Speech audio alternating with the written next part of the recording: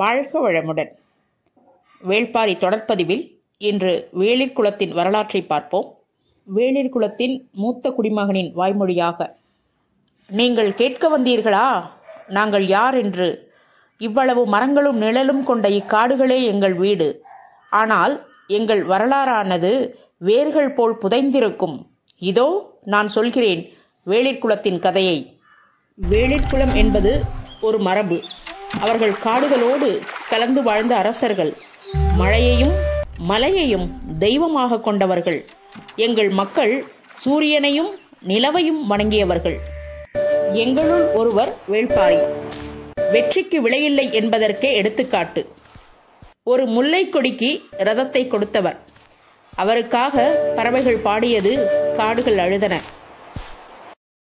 நாங்கள் பாடினோம் மழைக்கு, நாங்கள் அர்ச்சித்தோம் மரத்திற்கும் பாறைக்கும். எங்கள் கலை எங்கள் உண்டியல், எங்களது மொழி ஒரு இசை, எங்களது நடனம் ஒரு கலாச்சாரம். நாங்கள் கோட்டையை கட்டவில்லை, ஆனால் மலையே எங்களுக்கு கோட்டையாக இருந்தது. நாங்கள் பட்டமும் பதக்கமும் இல்லாமல் ஆட்சி செய்தவர்கள்.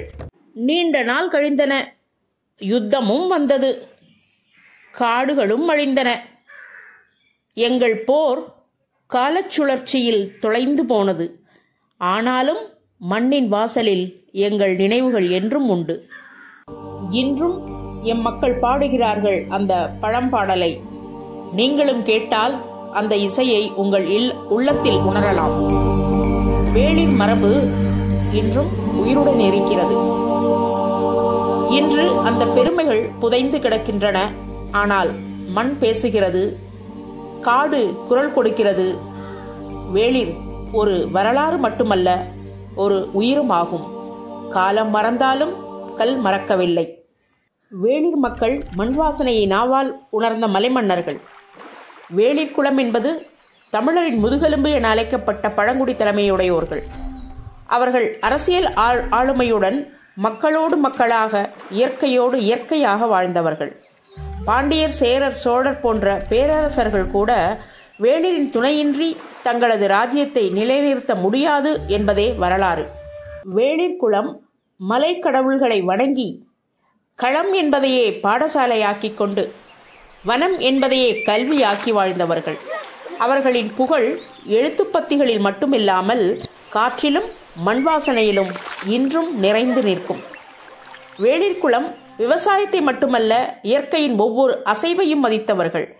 தேன் சுரக்கும் மரங்களையும், பறவைகள் கூடிய காடுகளையும், பாறைகளில் ஒளிந்த வரலாற்றையும் நாங்கள் வாழ்நாளாக கொண்டவர்கள். வேளிர் மக்கள் மண்ணின் அரசர்கள். அவர்களின் வரலாறு கல்லில் மட்டும் எழுதப்படவில்லை, நம் உள்ளத்திலும் செதுக்கி நிற்கிறது. அவர்கள் விட்டு சென்றது பட்டமல்ல, ஒரு பண்பாடு.